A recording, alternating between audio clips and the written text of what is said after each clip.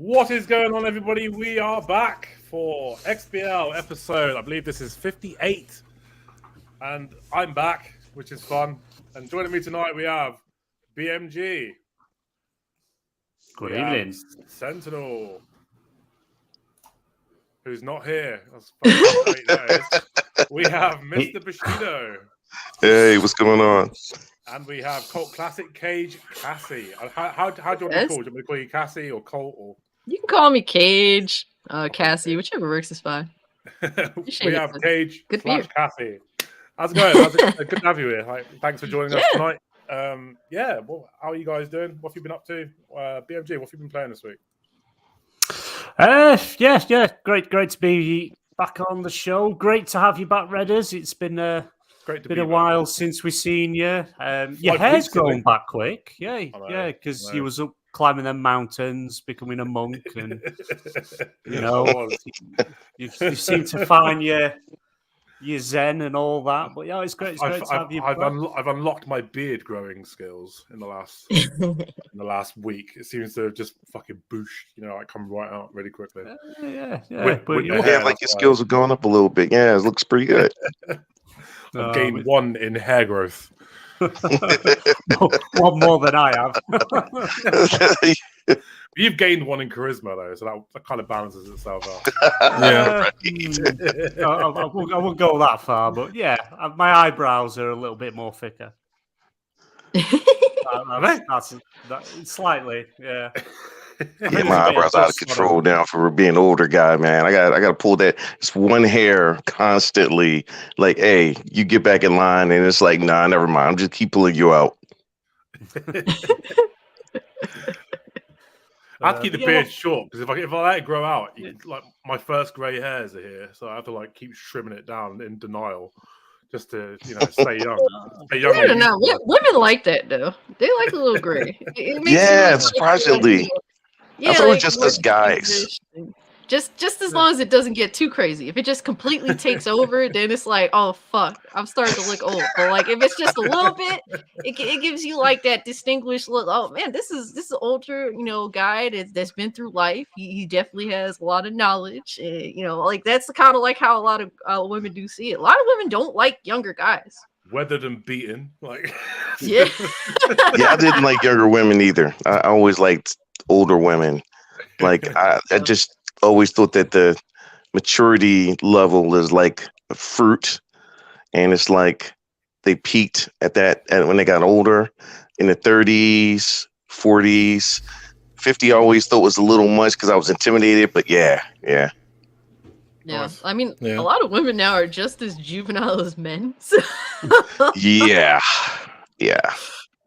So I don't blame you for aiming at older girls for sure. So what have you been playing, BMG? Anything exciting? I've just literally finished a couple of hours ago Jedi Survivor. All right. Nice. Absolutely amazing game because I started off really good. There was a bit of a lull in the middle, and I was like, is it really as good as the first one? But the stuff that happens in that game is just nostalgia moments, absolutely just shocking twists and turns that you don't expect. And and I'm not going to spoil the game, won't spoil what happens, but there's some really... Just wait for it. No one. Everybody dies at the end, that's all. Everybody dies. I spoiled it. But yeah, there's a really... how do I put it? Yin and yang moment. I think that's the best way to describe it. And but it's a good game, absolutely brilliant. It finished, really well, really good game. And when's the next one? Yeah, it's the first one. I don't know, maybe a quarter of the way in the first one. I was just I got to this point where I just couldn't work out how to get further. So I was like, oh, fuck this. Yeah, it's strange because the way the game's finished, they could leave it as it is and that be it, and then the rest of the TV shows, the films kind of fill in everything else, but you don't know what's going on. Or they could make a third, a trilogy and finish it off that way. But really good game, highly recommend playing it. It just received a patch today on the PS5. PC as well. Yeah, it's again, there's still some bugs, but I was right near the end. You hit a couple of moments where you think that's it, the game's finished, and then things happen, and it's just really, really good. And I can't recommend it enough. Definitely play do Jedi Fallen Order first, get that out of the way. There is when you first boot up the game, it gives you like a whole story summary of what happened in the first game, which is really cool. But so I don't have to play the first one. You don't. No, you really should though. It's like you really should. Yeah. There's moments in the first one that don't show in like the story trailer, if you will. Right. And it just summarizes. Yeah, it just summarizes everything you went through, but the things that you go through is way more than what they summarize. Yeah. It's like I say, it's just play the first game, get it out the way before you start the second one, because it takes place like 5 years later, and it's good. Okay. It's good. Cool that they have a summary though, because I haven't played that like Jedi Fallen Order in years, so it's like I don't remember that much. I mean, I have a generalized idea. That's cool. Yeah. I went back and replayed the first one because they optimized it for the newer consoles, and it's really, really good optimization. Plays really well, looks beautiful. You can have the performance mode, or you can have the quality mode. I tried it, the new version, like a next gen upgrade, and that's the way it should have played to begin with. Because I remember playing it on PS4 Pro. Was not fun. The frame rate drops were ugly, but on next gen consoles it's a lot nicer. It's the way it should have played, essentially. I think I think the last time I played it was on One X, so I should probably give it. It's got 60 FPS upgrade now, isn't it? Yeah. Free as well. Really? You'd have to pay for it on any console PC. You know, don't have to pay that PlayStation tax. But we all love giving to him.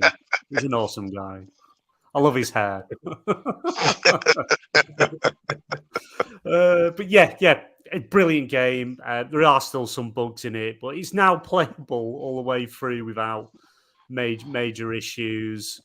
But it's hard to talk about without spoiling anything. But I wouldn't spoil out because it's such a good game and it's so good to play. It tops the first one. It really does top. It really does, yeah. Nice. Even like the combat, your force powers. They've really tuned them, because it's like a lot of questions where do you have to start? You lose all your powers in the second game, and you've got to build back up again. But you don't. It's not a spoiler. They announced it that you've still got all your powers, but better, and you get better stuff, and you can improve on that. But I hate that in sequels where you have to go back and fucking learn all your abilities again. It's like, oh, really? Yeah. But I went with the because the way they've done it this time, you've got different stances, but you have to like equip. You can't just equip them on the fly. You have to go to like the meditation areas to equip them. I went with the double-bladed lightsaber and the twin lightsabers because I always love that back from Force Unleashed. Force Unleashed 2, where you have the two swords. Yeah. And it plays a lot better and works a lot better. Two's better than one. Come on. Oh yeah.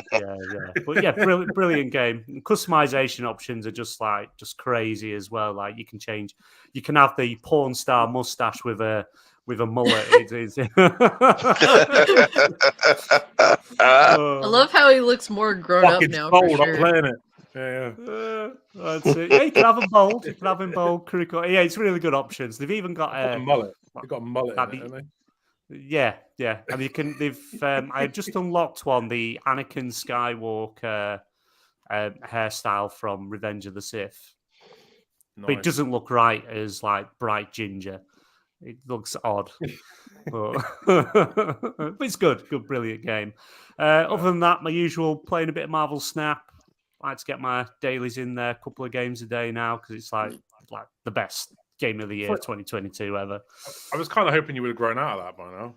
Like 5 No, it's just always new stuff, and there's always something. It's really good. And other than that, just a bit of Destiny. I need to do my last of my stuff before the new season starts next Tuesday. But we do have Destiny podcast on Sunday where we'll be diving into all the next season and stuff. But cool. That's it for me. Fair enough. Cassie, what have you been playing?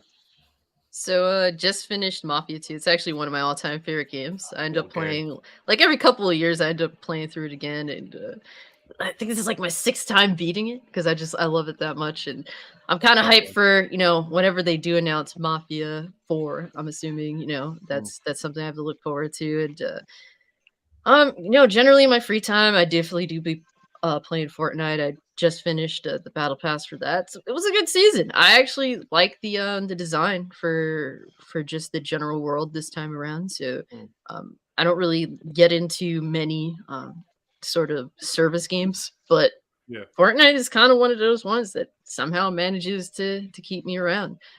I guess it's one of those things where it's like you get to play as RoboCop, Sarah Connor, Terminator, and Alien, and Ellen Ripley. Like, how can you say no to that? It's like an old school action fan, bro. I never actually got into Fortnite, but I was always amazed at how they always managed to keep it fresh and like new and exciting. Like it just, as live service games go, I think Fortnite is like the gold standard, and that's how like every live service game should try and aim. Yeah, I agree. It's always evolving. It never stays in like one state. Like, a lot of these games tend to just be in one state for a long time, and by that point, people have dropped off. Fortnite's always managed to keep people engaged because it's always changing, and that's what I love about it. Like, even though I've never played it, I mean, I should really, but it's respectable. It's one of those things where I'm almost 30 now, but if 10 years ago you told me, 30-year-old you is going to be playing Fortnite a lot, and then you showed me what Fortnite looked like, I would vomit in their face for actually telling these lies. Like, you're spewing this nonsense. Like, I don't play these types of games, but then I also didn't realize that a lot of other multiplayer games weren't going to be as good now as they were 10, 15 years ago, sadly. So it's like, well, at least Fortnite kind of makes it fresh. They give me characters I want to play as, and it's just fun overall. It's easy to get, as long as you can bait your friend into downloading it. It's easy to just link up with them and play with them. So, I mean, that's cool. There definitely needs to be more games that's just a lot easier to link up with your buddies on. Yeah, that's fun. So, anything else you've been playing, or just Fortnite? So I started Mafia 3 after beating Mafia 2. I was always meh on Mafia 3, but to be fair, I was playing on the consoles, and the performance on the consoles was trash. So I'm playing on PC now, and it's the more optimized of all the Mafias. So I'm hoping to see if maybe I'll like it a little more at 60 FPS. I absolutely loved the story of Mafia 3. It was just like, I just hated the way the gameplay worked. It was just the same thing in every area. Like, but the story was just phenomenal, and the fact that they didn't shy away from certain topics and leaned into certain topics, it was a really good fucking game. And I thought story wise, Mafia 3 was it's top notch, but the gameplay wise was just fucking awful compared to 2. Yeah, terrible performance, and just like Mafia was great because it's just a straight up like A to B story, no like side nonsense, whereas Mafia 3 kind of introduces a lot of side nonsense, which is a huge departure from the game. So I want to give it a chance because I like the main character. I like the fact that he's no nonsense. I like the fact that the story is really like mature, no nonsense. It's for adults. It's not for children. Like that's what I enjoy about it. So I'm hoping that I'll like it more this time around with better performance, even with the negatives that it does have. So yeah, absolutely. Sentinel, you there? Yeah, I'm here. I'm just listening. What have you been playing? Ghostwire Tokyo and Ravenlock. And Ravenlock was kind of in the middle of Ghostwire because it only took me 2 days essentially, and it was a fun game. It was a surprise because I wasn't even tracking it. It was not on my radar. And then Ghostwire Tokyo, I was interested when I saw it for PlayStation, but I didn't have a PS5 at the time, so I said I'll play it later on. And then by the time I actually got a PS5, I already had a Series X, and it came to Game Pass, and I saw it, and I heard so many people hyping it up, and I said, you know what, I was on my radar at one time, I'll check it out. I'll set all this other stuff aside, and I'll play Ghostwire Tokyo because everybody's talking about it. And they were right. I mean, it's kind of one of those games that you can't really compare it to anything else because it's so unique. But it's a good game. You know, it's a good game. It's just, it's so unique. You can't really say, well, it's a lot like Far Cry, or it's a lot like this, or it's a lot like that, because it's not. It's it's so unique that it stands by itself, but it does so many things well that you find in other open world games. So it's definitely, it's one of those Game Pass games that you just have to play. You know, you just have to play. It's great. Yeah. I thought Ghostwire was brilliant. Really fucking good. I love the tone of it. It's just, I love that dark and gritty tone of it. It's just brilliant. You know, playing Ghostwire actually it made me want to go back and play the Yakuza series over again, just because of the Japanese setting. I was like, that is, you know, so fire. Yeah. I need to go back to it. I stopped playing it for a while when Dead Island 2 came out. I need to go back to Dead Island 2. I haven't finished it yet. Is that it? Is that what you've been playing? Yeah, for the most part. It's just taking up most of my time, you know. Yeah, that's fine. Have you smashed your Xbox up yet, or is it still all right? No, I'm not overreacting like a lot of people are right now. No. Yeah, you are. Don't lie. No, I'm still good. I'm still good. I know some people out there are throwing it out of their windows and they're, you know, screaming and flipping their beds and stuff. And I'm like, y'all guys gotta chill. It ain't that bad yet. Just relax. You're like, yeah, I want in on that action. PlayStation showcases have that effect on people. Yeah, watch 90% of their content be PSVR 2, and everyone's going to be like, shit. And it's like, well, yeah, I mean, that kind of figures. You know, they need to get those numbers up. So, no big surprise. Yeah, dude. Mr. Bushido, what have you been playing, buddy? I've been playing. I dabbed a little bit inside of Ghostwire. I've been playing right now Octopath 2. The first one was brilliant. Just one of my favorite JRPGs like ever. It's got a system that no other RPG has. And once you played their system and how you can build your players or your characters, you don't want to play any other type of RPG again. It's just an amazing game, and it's addictive for me at least. Playing that, and speaking of Yakuza, I'm playing Yakuza 0 because I've never played Yakuza. Nice. And the only reason why I got into it was I played the demo for Ishin, and loved it. Yeah, like I might have played it for like 5 minutes, and I just turned it off, and then deleted it, and was like, yeah, I'm buying this game. So I bought it already and just waiting for the disc to come. So I said, let me go back while I'm waiting and get a little bit into Yakuza. Yeah. That's fair. Nice. Yes.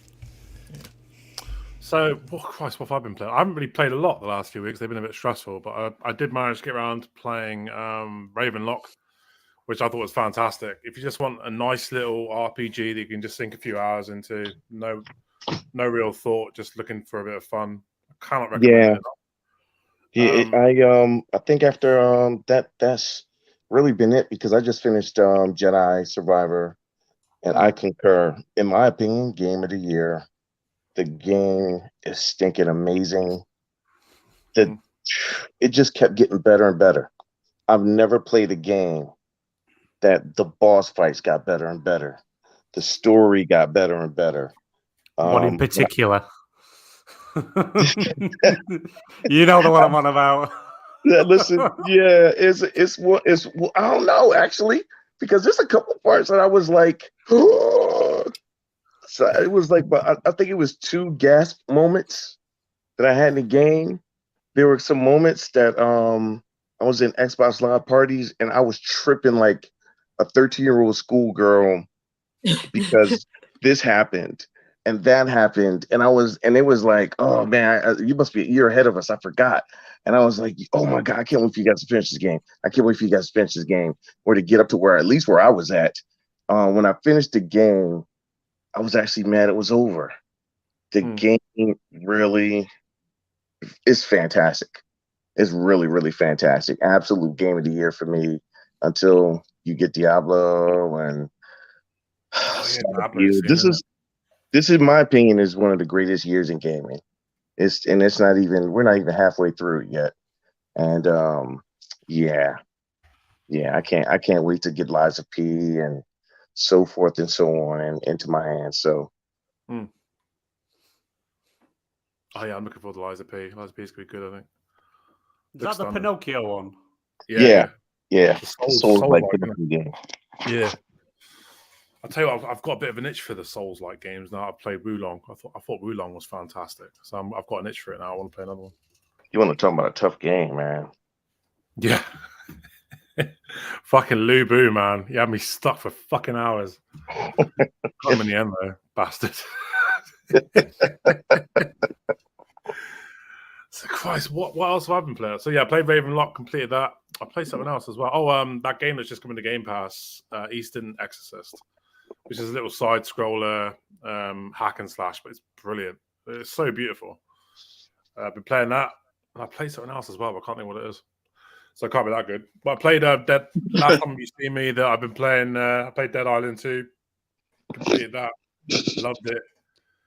That's about it, really. It's been a bit of a slow couple of weeks. So yeah. Should we get into some topics? I haven't done a topic in a while. Should we get into some topics? Love topics. Let's go for it. Hell yeah. We love it. We love Let's it. And there's find one. loads. There's Is there? loads. You could put them all on a dartboard and you'll hit something. I'll tell you what. Let's start off with the biggest topic of today because that'll be a good start. So Mortal Kombat 1 has finally been announced. Oh my god, I'm fucking excited. Do you guys see the trailer? Yeah, it's pretty Yep. crazy. I'm so fucking ready. So fucking ready. I hope you get... I'll tell you what, the one thing that annoyed me about the trailer, though, I hope you get to play as Spectral Scorpion. Because if they've made him just standard Hanzo now, I'm not going to be happy. I want to play as Spectral Scorpion. Well, this is like some form of, reboot Yeah. from what we know. So, I mean, and it seems like they're going about it differently from Mortal Kombat 9. So, Yeah. I mean, obviously we're going to go through the trials and tribulations of certain characters again, which could be interesting, but it seems like they're doing it a little bit differently, at least from what I'm getting from it. It's interesting. It'll definitely be interesting to see.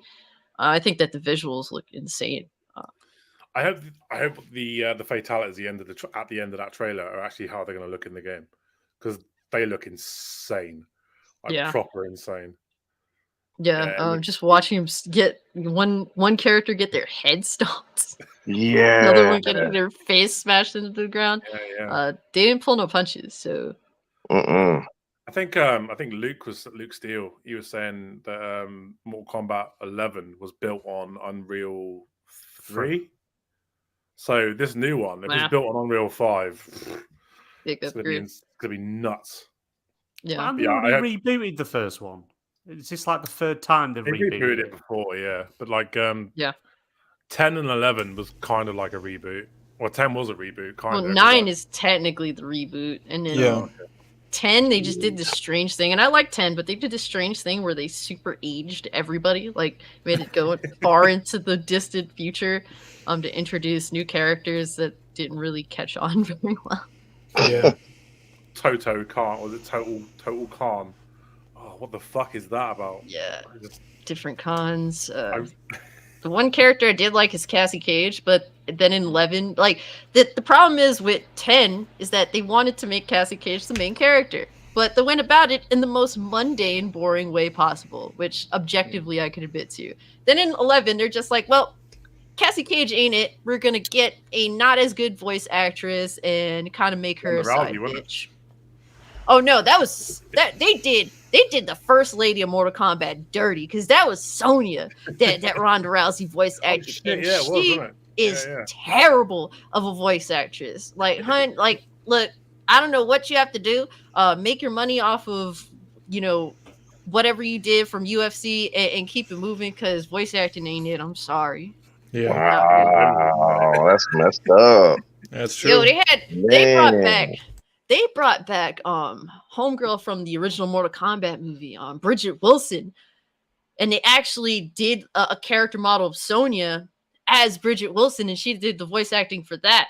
And so much bigger of an improvement. She's not even a voice actress. So it's like, that was my default Sonya in Mortal Kombat 11. Thankfully, because I actually do enjoy the original film for what it is. Yeah. Oh, yeah, it was just so bad that it was good, wasn't it? That's what I loved about it. It was just awful. It was fantastic at the same time. It is like, it's dated.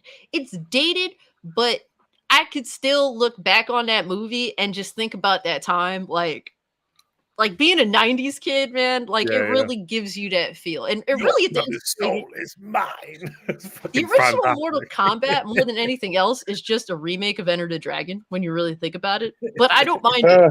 I don't mind it at all, even though I'm a huge Enter the Dragon fan. I mean, it was great for what it was. I love Mortal Kombat. I loved Bruce Lee. I loved Enter the Dragon. So I was cool with it.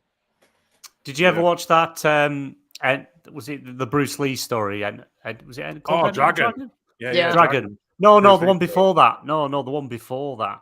Dragon was like the. It came out like 93, I think. Dragon was the one I think where he had that one-on-one fight with that was Jason Scottley. Yes, Jason. Yeah, with the monk. I have to admit, Running Jack Man was the guy's name. Good. I actually really enjoyed it. I enjoyed it. I mean, to be fair, Jason Scott Lee was extremely slow, but he wasn't a martial artist. I mean, I liked his look. Yeah, like honestly, I'm not gonna give him shit. I think that while some parts of that story were over the top, silly, I enjoyed it for what it was as a kid. I would watch it alongside watching the Bruce Lee movies and all that. And just at like 6-7 years old, I just wanted anything Bruce Lee, even like the knockoff Bruce Lee movies I would watch, because I was just obsessed with martial arts as a little kid. So it was cool, and I look back on it fondly. It's silly in nature, but I still enjoy it. Yeah, still the best line in that film though. I'm no bastard. I'm Bruce Lee. Best line in the film. Wow. I'll tell you what, I was mortified when I found out, because he has that fight again. Sentinel just said his name. I can't think what it is now. It's gone. But he has that fight where he gets his back broken. I was mortified to find out. Running Jack Man. It never happened. Yeah, I mean, to be fair, that's not accurate. Bruce Lee hurt his back by lifting weights. Yeah. So, but the way that they did it in the movie, to be more Hollywoodish, I get it, and I'm not mad about it. I mean, people that know already know how Bruce Lee hurt his back. Yeah. That's how I felt about it too. Yeah. I was gutted to find out that fucking clay pot statues don't come to life. I can't remember. I mean, then again, man, having that demon come to life isn't a cool thing. Yeah, that was There's a clip on YouTube somewhere where there's actual Bruce Lee. Bruce Lee's on there. He's on like a stage thing, like doing a bit of a show, and he does the 1-inch punch. And he actually stands there and does it. Oh, that is just amazing. I'd love to be able to do that. The amount of like the one thing I love and respect about Bruce Lee to this day was his conviction. The things that he would put himself through for even the littlest of gains is respectable. I mean, back then, mixed martial arts was like in its infancy, really, and he was like, him and his friend would just design like training tools and all sorts of stuff, and his dieting was insane. Like he was figuring out like the best ways of dieting on his own, like before like we had the science behind all this shit. So it's really cool that his level of conviction, really, and just his willingness to learn and do all that. Like that's probably my biggest thing that I respect about him. His self-reflection. A lot of people ignore that entirely, but he was all into that. Yeah, for sure. I actually thought that Kung Fu was performed like Jeet Kune Do. I really did. I didn't think that moves were fixed. I didn't know that you learned moves like that. And so I thought it was just adaptation as you fight. Yeah. And when he came with Jeet Kune Do, I was like, well, this is how it should be. Because that's how I already thought it was. But at the same time, it was crazy to be a kid in the 70s watching Bruce Lee movies and not knowing, because the martial arts scene just started to take off, and it was. I am a big fan of the old kung fu. I still love it. I still love it, man. It doesn't make any sense. My grandkids actually like it now. First, it was like, Papa, why are you watching this? This looks so phony. And then, like, the next time they came over, they was like, hey, let's watch that movie again. I was like, wait. I thought you said it looked phony. They was like, just play the tape. Just play the movie. So even watching like like other people like Angela Mao, who played Bruce's sister in Enter the Dragon, like watching her in some of her movies is insane. Like I absolutely love watching her. Obviously Jackie Chan. There's just some really great martial artists out there. Oh my god. People don't even know really, but yeah. Well, and like you know who Bolo is. Yeah, Bolo Young. Yeah. You look at a lot of these martial artists now, like UFC fighters, that say Bruce Lee was their inspiration. And when the UFC first started in the 90s, people saw firsthand what Bruce Lee was talking about, how you can't have one style, because you'd have guys go in there like a 6th degree black belt in Kempo, and they get stomped by some fat ass trucker guy from like Atlanta, Georgia or some shit. And he's not a black belt in anything. He has like a couple of brown belts in his closet. Right. But he's destroying this dude that's been studying karate for like 30 years. And it's the same thing that Bruce Lee was saying back in the 70s and in the late 60s, and he was exactly right. That you shouldn't focus on one style. You need to have what works from several different styles. And now you look at the UFC guys that are successful. They're not black belts really in anything, but they have Muay Thai, they got boxing, they got wrestling, they got Brazilian Jiu-Jitsu. They have what works from these different ones, and they put it together. And it's the same premise for Jeet Kune Do, It's the exact same thing. Well, the thing that he stressed was, flexibility, being flexible in terms of being willing to change depending on how things are going. And like, to Jeet Kune Do, like he never really perfected Jeet Kune Do because he died, but he was always changing his thought process of how Jeet Kune Do should be. At one point, he didn't even believe in high kicks. He thought that was like a wasted potential, but then he changed his mind because he was willing to say like, trying this doesn't work out the way I theoretically thought, but this actually does work better. Like he was literally doing all like practicing and posing different things to try and find a perfect balance of what is ideally the best for real life fighting. Like he didn't believe in tournament competition, like exhibition competition. He didn't believe in that. Like to him, if he was in a fight, it was for his life. So I'll tell you what, man, it was so good being a 90s kid. I mean, I'm 36, but like bulk of my growing up I did in the 90s, so I was right there for like Dragon and Power Rangers and fucking Enter the Dragon. Power Rangers like made me want to do martial arts. That's how big that was. And I didn't start for me, I messed with Power Rangers because it was like the only thing I could get that wasn't like Bruce Lee or Jackie Chan. But then I discovered anime, and I just never looked back to Power Rangers. There you go. There you go. Don't get BMG started. He doesn't like anime at all. Oh, no! He's always giving me shit. He's always giving me shit for being a fan of Dragon Ball Z. I just said it's a cartoon. Hey man, look, the Smurfs is a cartoon. Dragon Ball Z, that's anime. Say, man. You say that in front of some otakus, man, you're gonna lose your head. Well, the thing is, like, the thing about anime, generally speaking, is that it is like, I get it. People are gonna say, "Oh, it's cartoons," but like, really, when you look at Dragon Ball Z, who's the demographic for? For young boys. But there's plenty of other anime that's for like, teen boys, teen girls, young girls, like more like, mature. Like there really is. It's just, obviously shonen is more popular because it's, for a younger demographic, and a lot of older people can get into it as well. So it's one of those things where you just need to find that gateway drug, and then you're into it more. Yep. BMG just needs to watch Sailor Moon. That's what it is. I don't even know what that is. You say things to me, I don't know what that is. There you go, man. BMG was only saying the other day how much he loved hentai. What the fuck's going on? I know there's probably not the same thing. There's that guy that goes around punching everyone. What's that one? He do that. Jesus. He knew to use that one against you, though. Show him a tent, you know. Fuck me, he goes mad. You're all talking French to me. I've no idea. I know that there's like them cartoon ones on Pornhub.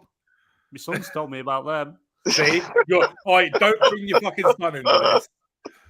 Don't be putting this on someone else, sir. Oh, I tell you, he's figured out new ways to use sponges in a Pringles tube. That's all I'm going to say.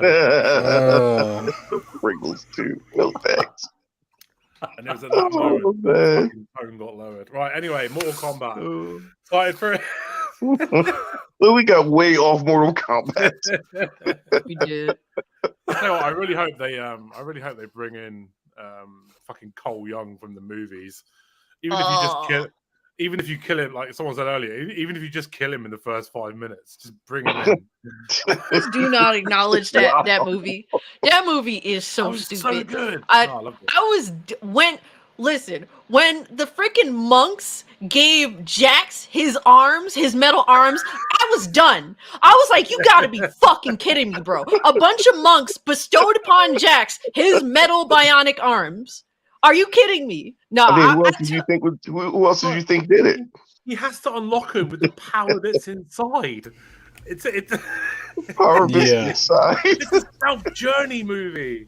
Where did they get these metal bionic arms from? Did they pray to a shrine for them? Like, is this really what they do? Exactly. That's what they do all day, like elves. Elves. Please do not include anything in that movie. The monks. Other than what is truly canon. Other than what's truly canon, do not include anything from that movie, bro. I love that movie. I thought the movie was great. Like you couldn't have chosen a better Scorpion and Sub-Zero. They were just fantastic. I think that they were good. Like what's canon in terms of like how they carried out, Scorpion, Sub-Zero. I don't mind that. That wasn't bad. But honestly, I still prefer the original film way more. Oh, so much. Even if it's PG, even if it's PG-13, even if it's cornballish, like it really is. It truly is. But I just enjoy it so much more. It's the Scorpion that stands there like this in the woods. Get over here! I'm pretty sure though, in the UK originally, when the original Mortal Kombat film came out, I'm sure it was a 15. Yeah, it was when it originally came out. No, I think it was an 18 when it came out in the UK. Oh yeah, it was. Yeah. To be fair though, Edward Scissorhands was an 18 in the UK. Yeah, Jaws was. Wow. Yeah, Jaws is now a PG. Yeah. Yeah. Well, I know in America when Jaws came out, it was rated PG. I don't know how that works, but hey, whatever. Yeah. I want to see Jaws. It's only a shark eating human limbs. They'll get over it. No, it was too realistic for a 6-year-old to see. I went to see it, and to this day, I'm still terrified of the ocean. I'm not getting it. I'm 50 freaking 2. I'm like, nah. Listen, I'm gonna give you a good story. I'm at the beach in Florida.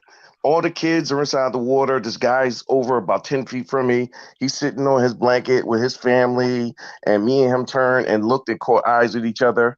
And we talking a little bit, and the kids were telling us, both our kids were like, hey, come on, get in water. We was like, no. And so we both turned to look to each other, and the dude pointed at me and said, Jaws, baby. And I pointed at him and said, Jaws, baby. And we fell out laughing. Yeah. A lot of people who saw that at that age are like terrified of the ocean because of it. There are 2 scenes in that movie that was too realistic.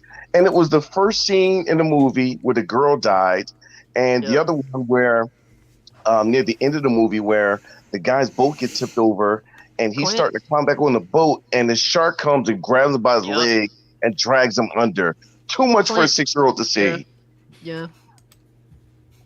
And guess what? I love the movie. Just let them watch it. Just let them watch it. Right. Oh, my grandkids look at me like, what are you scared of? I still love the movie. It's one of the greatest movies of all time. I've seen it a billion times. Love that movie. Anyway. Yeah, but let's Mortal get to another Kombat. topic. We're done? Done. Honestly, I just hope that, like, I hope that it's better than 11 because I'm not really a fan of 11. There's a was lot of great. things, especially. Well, if for me, I grew up with the lore, and I'm a big lore person. I'm not really good at fighting games. I love Mortal Kombat because of the story. But when you change up characters like Sindel and making, Sindel is like a character that you feel sorry for. Like she has a really effed up backstory. When you basically eliminate that and just make her a cookie cutter villain, I don't like that. That sucks. So hopefully, they manage to really think about how they portray these characters and give us, a variety of characters. Don't make all the villains cookie cutter villains. Make them complicated. Like make them interesting. Same thing with the heroes. Definitely work on making them, their own. That's really what I'm hoping for. And give Liu Kang the reins again, man. Like he always just feels like a side character. This shit sucks, man. Like that's the guy, man. And he just hasn't really had that moment since the PS2. So let's get that. He's been dead for a while, though, isn't he? Like in like the last few games, he's always been a revenant, except the last one. But Yeah. I was never a big Liu Kang fan. I was always pro Scorpion. It pissed me off that they killed Scorpion in the last one. Like I hate Scorpion. I hate that it gets all the attention. He's the best one.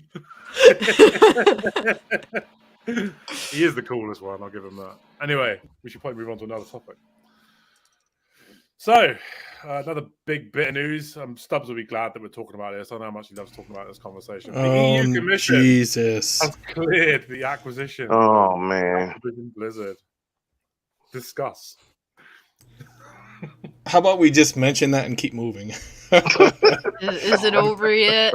No, I'm excited. I'm excited to see what happens next. It's like my gaming soap opera. It's great. No, you know what? I'm only excited if they all get locked in a room and they have to fight to the death to determine who wins. That's what I would be excited about. Jim Ryan versus Phil Spencer. Whoever gets the dub decides whether the deal goes through or not.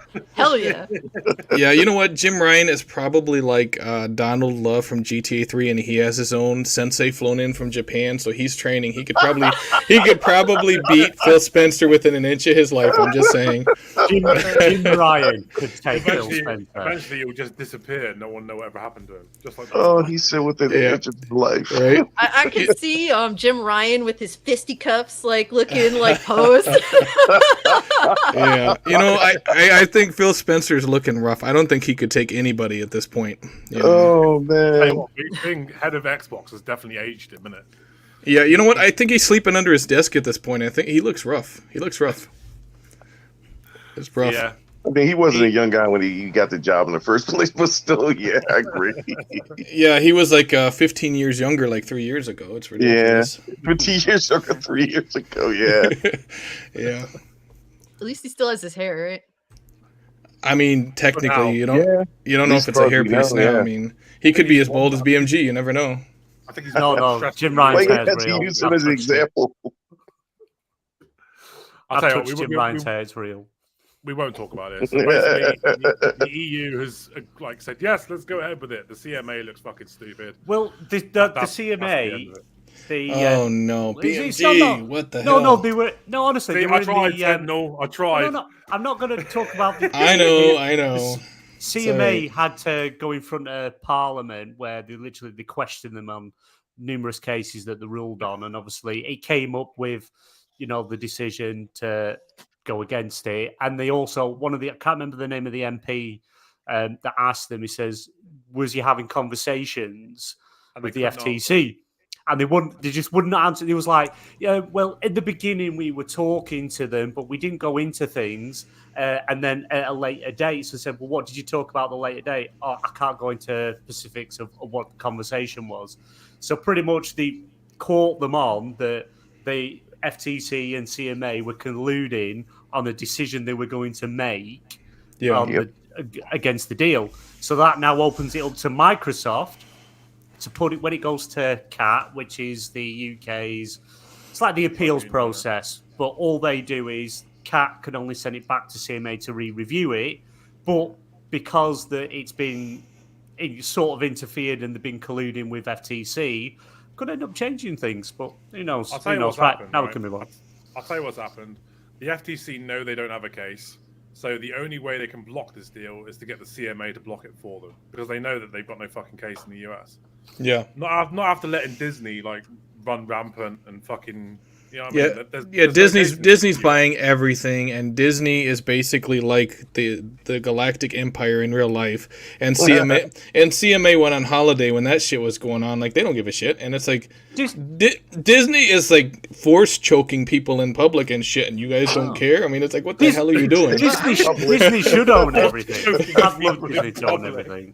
Well, I mean, but the thing is, you have to look at Disney, the current state of Disney now. They're not in a good financial situation. They're actually in a terrible financial situation. You have to look at all of these purchases. They made a massive purchase of Fox, but how has that benefited them since they bought Fox? They haven't really put out anything in regards to Fox's properties in any serious manner. Matter of fact, they're just sitting on a bunch of franchises. They won't even put out 4K releases of stuff like Aliens. I'm dying to buy a 4K Blu-ray of Aliens because the one thing about Fox that I really enjoyed was that their 4K like restorations were the best. And and Disney is like anti all of that stuff. They want you to go to their Disney service. They haven't really benefited at all from that massive purchase, and it's actually they're bleeding financially now because Marvel isn't bringing in nearly as much money as it used to. A lot of their endeavors are failing.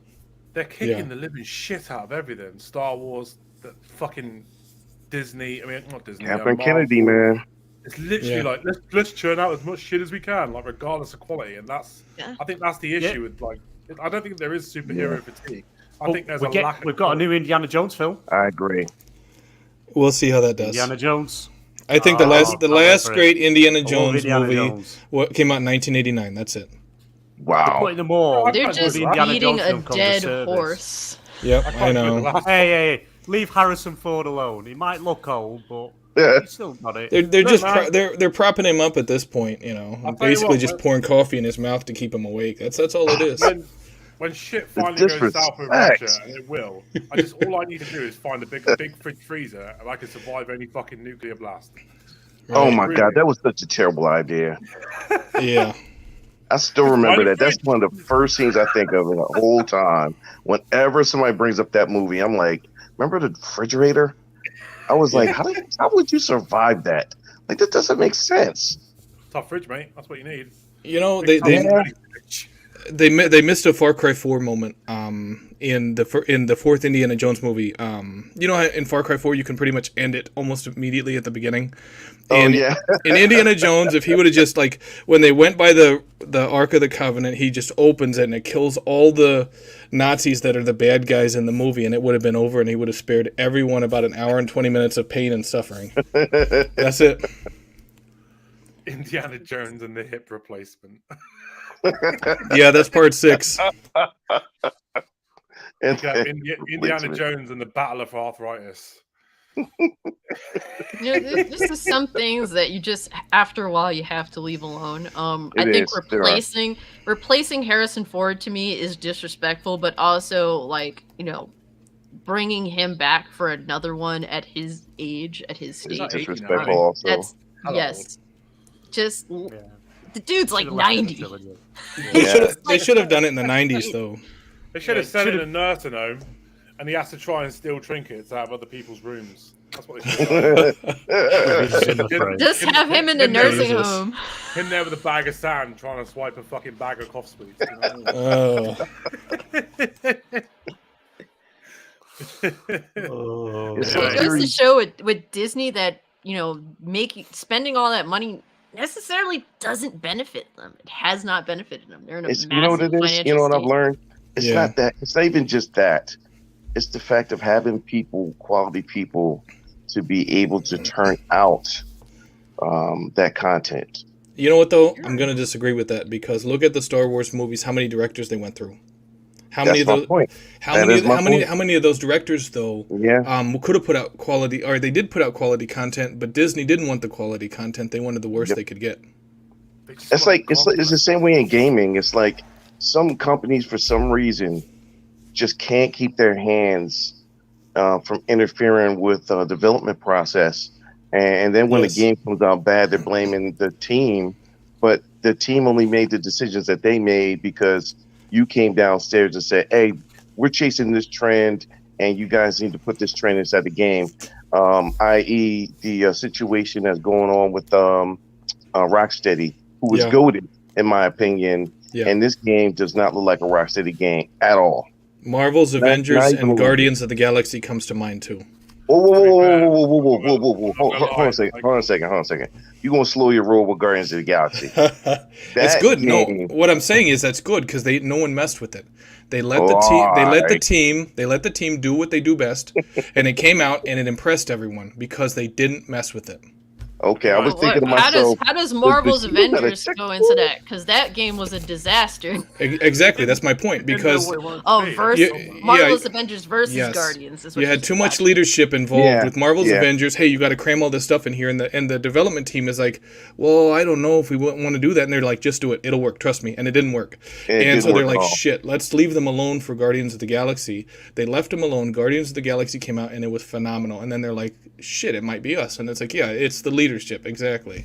Yeah, then he messed up the chance for Guardians to be a good game or to get appreciated, because it didn't get appreciated because everybody, including myself, sat and looked at it and was like, nah, that's another Avengers situation. You're not getting me again. Nah. But you wouldn't have said that though had Avengers not screwed it up. Yes, sir. You're right. Like, here's 100%. Another issue that Square didn't really take into consideration. Crystal Dynamics, all they've done for how many years is just Tomb Raider. Their studio was cultivated to push out Tomb Raider games. They were not at all ready for a live service model, and it completely showed. Yeah. And another thing too, obviously Marvel set them up to fail because for some reason some asshole at Marvel tried to tell the developers at Square Enix that Miss Marvel's actually a popular character when that's a lie, and they keep pushing that for some reason. It's like, why are you fucking lying through your teeth? She's not a popular character. Either go with Miles or Peter. Go with somebody that's actually legitimately a popular character. Yeah, they probably looked at her and was like, she'd be good for the girls and the kids, the hip kids. The hip kids still call themselves hip nowadays. One of those type guys. The biggest tragedy about Crystal Dynamics is when they were up for sale, and Microsoft is already using them for Perfect Dark. Microsoft couldn't buy them because they have the ABK huge pile of fucking diarrhea in the toilet. And I you know what? It's like going back to ABK. That's why a lot of us just want it done. Whether they overrule the CMA or whether Microsoft throws up their hands and says to hell with it and just pays the $3 billion to get out of it. That's shit. That's shit clogging the toilet. We don't really care about Call of Duty. We just want it flushed so they can move on to better purchases like Crystal Dynamics and Eidos Montreal. That's it. That's all it is. Fact. Can't have them now because they're all by Embracer. I think this deal is going to turn into a massive smear campaign of the UK now, so the CMA have got no option but to backtrack. Yeah, I think that's what's going to happen. Yeah, and it is, and it's unfortunate, And the EU's already started because the EU's been making us look fucking stupid for years, with Brexit and stuff and how we needed to get out of the EU. And now we've made ourselves a worse situation than when we were with the EU. I think that's going to be I think that's the game plan from here on, just to make the UK look fucking ridiculous until they change their mind entirely. And if Phil Spencer would have done the right thing and had Bobby Kotick escorted out of Microsoft headquarters by security right when he walked in, we would have avoided this entire situation. That's the best thing he could have done. Via the 20th floor window. There you go. And he deserves, I hate to say. Right.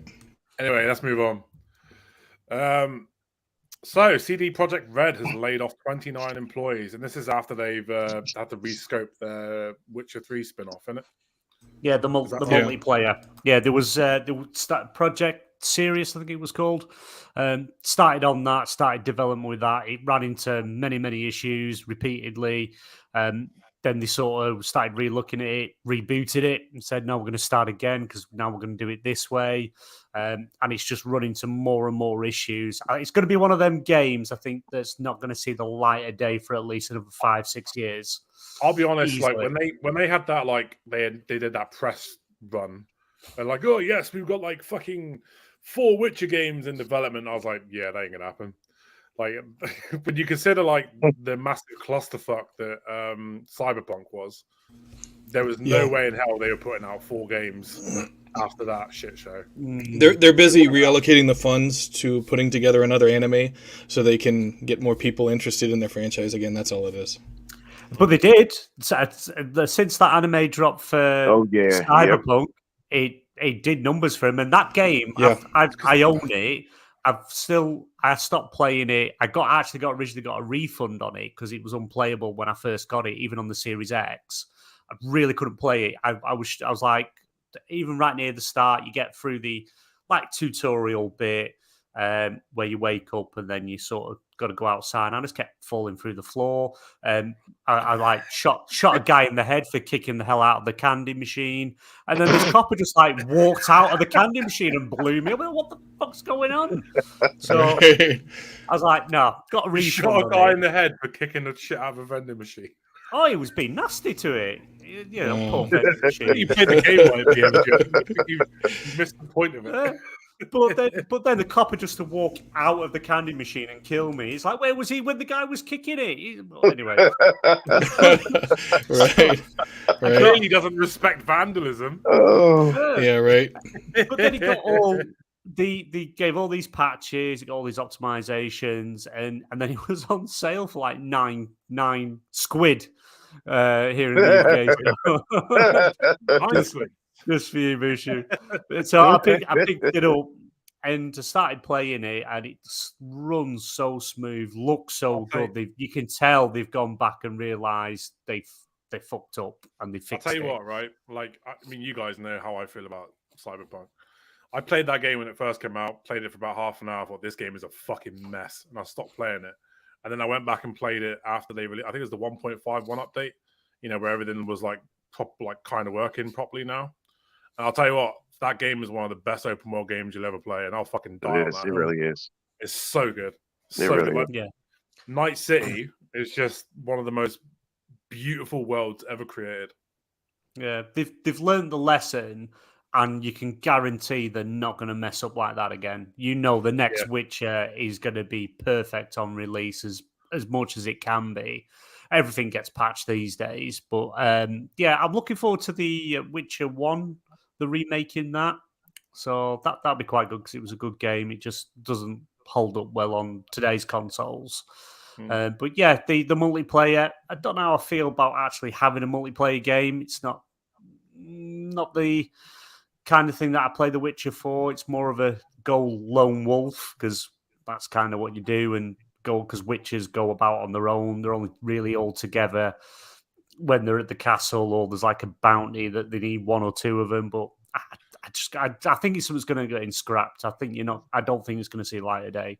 I'll tell you what, I'm gutted that they didn't include a fucking Henry Cavill skin with the Witcher 3 upgrade patch. There should have been a skin for Henry Cavill to play Geralt. Yeah, Okay, I misheard you. I was gonna say, what's the matter with him? Is the Witcher? Okay, all right, I'm all right, man. I'm all right. I'm gonna sit back down. We'll just have Henry Cavill. No Witcher gear. He'll just walk around as Henry Cavill. There you go. They're gonna release the Liam Hemsworth skin. Occasionally, he'll pull his shirt and there'll be like a. Liam Hemsworth skin. Oh my god. Liam Hemsworth. That's who you get in. I'm not even gonna watch it. I'm not even gonna watch it. Season 4. I'm not even gonna watch it. Summer season 3. No. He's because Henry Cavill's already filmed the season that's coming out this year, hasn't he? Yeah, and then it's Liam Hemsworth's already halfway, filming the new one. I've seen like the stills of him. It doesn't look that bad, but hasn't got that Henry Cavill. Much of a pretty boy. They should have gone a different way. He should have been a different Witcher. Yeah, they shouldn't have stick with Geralt. They should have taken it a different direction. It's a bit of a spin-off. You can win people over if you write a good story, and that's usually the problem. And that's why you get writers that leave. And that's what the problem is with most Netflix series. I don't know why or what's going on with Netflix, but it's the same thing. You get that with gaming. Most of the games from the developers I talk to, most of the time the games are pushed out because that's what they were told from up top. The game's not ready though. Push it out anyway. You're gonna patch it. You patch it later, and it's not even close to what the people who are in the real creative process. They're not. That's not even what they want to do. And Netflix, for some reason, they just keep. That's another one that keeps interfering with their own product, and even with the Daredevil and Punisher series, Disney gave them the option to keep it. You know, and they're, nah, that's all right. We don't want it. And I was like, it's your fault. It's like this though. Yeah. You keep changing writers. You keep. It's like they go cheap, and it's like they're like, well, look, we can get somebody cheaper to write this. No, it's not that easy. It's not that easy to come up with a good story. It's not. That's what the writer's strike is about. That's going on right now because they already pay their writers shit. You know, they pay them next to nothing. Right. And the writers have had enough of it. Because, I mean, look at where a lot of that stuff takes place. It's out in California. And, you know, the cost of living out there has got to be crazy. It is. They're paying these guys peanuts. And it's like, Jesus, man, you got to pay them, you know, a decent amount, especially considering the good writing or the bad writing is going to determine whether a multi-million-dollar television series succeeds or fails. Right. You know? So much hinges on the writer's talent. You got to pay them better than they are. You know, that's what the whole issue is about right now. It's a complete mess. That happened back in 2012, didn't it? Yeah, I believe so. Yeah. Yeah. Apparently, Seth MacFarlane's walked off of Family Guy and American Dad. Yeah. It's probably I'm sure he gets paid decent, but he's showing solidarity with the other writers. Is what it is. Yeah. He's been on the picket lines. Yeah. Fair play to him. Yeah, it's just the whole situation is unfortunate, and you have actors that get paid $10-20 million for a project, and you got a writer who might make a couple thousand for that project. You know, it's completely absurd and ridiculous. Yeah. It's like even if you're a well-known writer and you write an entire movie script that doesn't get ripped to shreds by the director, the producer, or anyone else, you're lucky to make $40,000 on it. Yeah, it's crazy. Yeah, it's crazy. Should we move on? Yeah. So, apparently, Stray has received an ESRB rating, which makes it look ESBR, yeah. So, apparently, it's coming to Xbox Series S, X, and One. I've been waiting all of last year. Yeah. And then some to say that this game is completely over. No, I'm joking. I haven't played it. Wow, that's messed up. I really didn't care. I still don't care. It's like, oh, wow, it's coming to Xbox. Now, Sifu, when I heard that was coming to Xbox, I was elated. That is a fantastic game. I played it on the PlayStation, bought it, and then bought it again on the Series X. Listen, if you grew up with the old school Kung Fu thing, that game is 100% for you. Yeah. But the cat game, I'm not really to it. Well, I always like looking at it. I played and beat Stray. It's okay. It's nothing crazy. If you like cats, it's cool to play as a cat. Yeah. The game is really for like really, unless you know, if you don't necessarily care that it's like, oh, I get to play as a cat, as like a cat owner myself, like. A lot of it is genuinely the game is more so for casuals. My best friend who doesn't really play video games much at all was playing it, and she was playing it pretty well for what it was. And it's for kids. It's one of those games where it's like if you're into that, you'll like it, but it's really very casual. It's small in scope. It looks really nice for what it is. Right. Yeah, I've heard a lot of people West the same thing. Yeah, it's definitely not going to compare to something, like Sifu, because that's like heavy gameplay and all that's like the antithesis of. But they each have their audience, so it's cool that more people are going to get to play it if they've been hyped for it. I hope the sequel for Stray is about dogs where you just run and shit in random people's yards and you like attack the mailman and stuff like that. That would be so hell cool. Yeah. I mean, there's this game that's coming to PC that I've been waiting for. It's called Squirrel with a Gun. Literally, it's a squirrel that walks around with like Uzis and all sorts of stuff. Like that is ridiculous. So much so that I have to play. Yeah, I remember seeing that too. Sentinel, you could have like collectibles where you have to piss up so many lampposts. There you go. You have to you have heists where you have to figure out how to get in the house and steal everything out of the fridge. They could be like fast travel points. You just got to find them and piss on them, and then you get the fast There you travel go. back. Yeah. See, you know what? I hope though that they let you change the breed. That was my biggest complaint with Stray, is that you play as one type of cat, and it's like cat owners are like, oh, that doesn't look like my cat.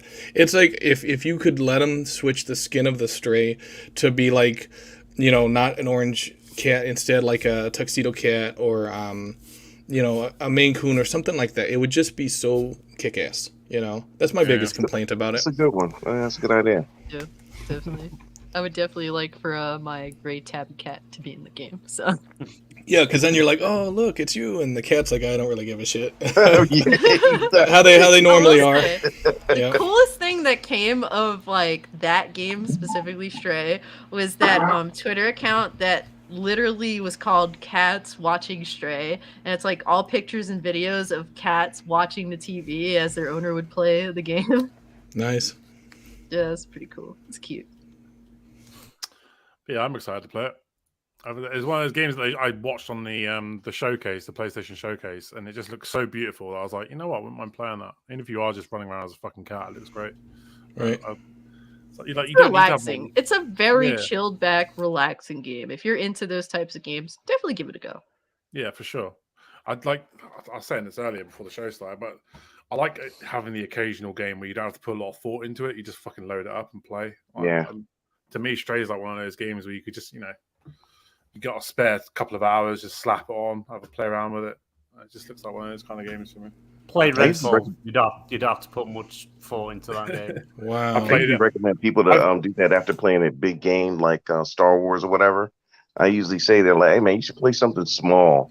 You should play something a little shorter and something maybe even indie, because of the fact that the game doesn't give you a whole lot of stress, and you just want to play it for a little bit, and then you want to move on to the next challenge, and after that.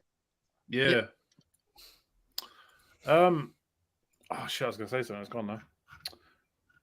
Another topic. Should we do another topic? It is old age, mate. That's the fucking problem. Yeah, it is. Get to see now. So apparently AEW Fight Forever achievements have leaked online. I'm not sure why this is news, BMG, but take it away.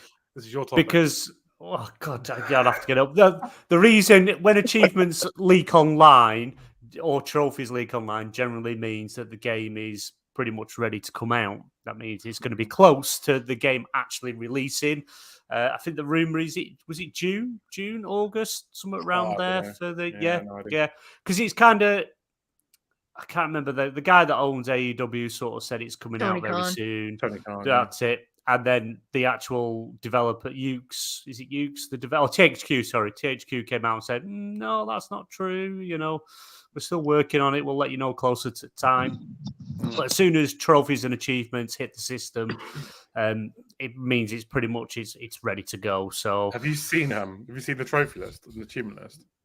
I only had a brief look. Yeah, It's it's a exactly bit- the same as how SmackDown versus Raw used to be before. Yeah. Yeah. Yeah, it's 2K. but it just means it's going to be releasing very soon. Now the trophies have hit the system, so I would expect it mid to late June, early August, at the early August at the latest. Because I think Rumored it's June's coming quite to a Game packed Pass as month. well, no? Well, I've not heard about the Game Pass stuff, but it would be something good for them to try and get. It would be good for the game. It was a rumor.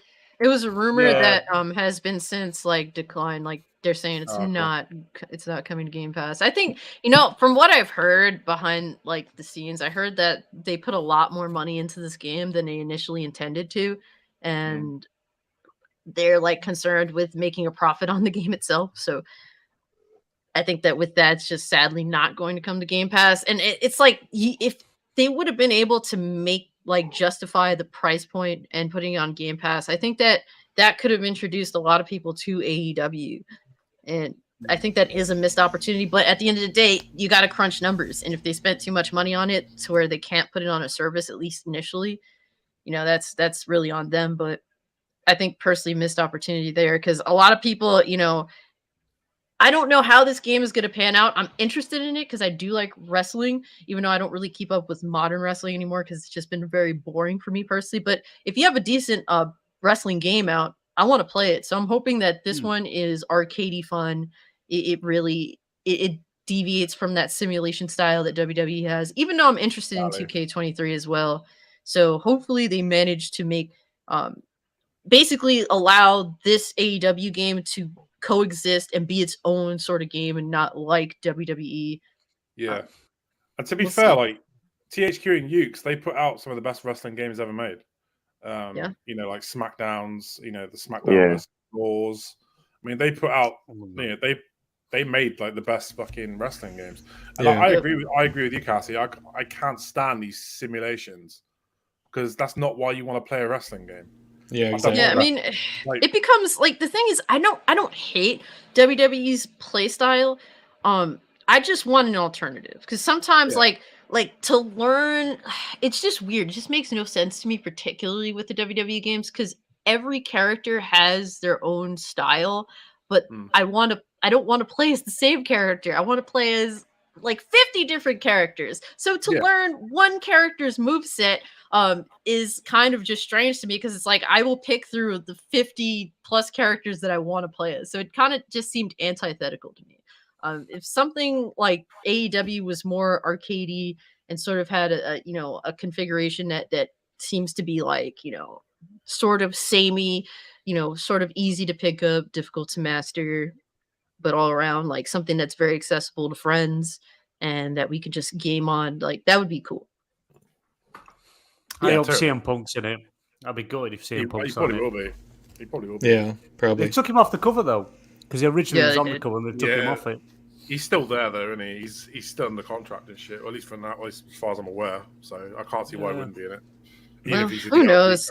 Honestly, Tony Khan just has no balls and people just walk all over him. So that's pretty much why CM Punk's still there. True. Yeah. It is When they do true. them press conferences at the end and that Tony Khan is sat there and he's just nodding away and they're just wrestlers are saying and doing what they want Yeah. and he just sits there He's- nodding away, he sits nodding like- away. I have no idea what's going on, but I'm so happy. Like he's one of those, and yeah. At least he's doing a better job than that fucking idiot who ran. Was it TNA? Yeah. Luke Steele says Punk is in it, so that's good. I'll pick it up then. Cool. You'll pick it up just because of Punk.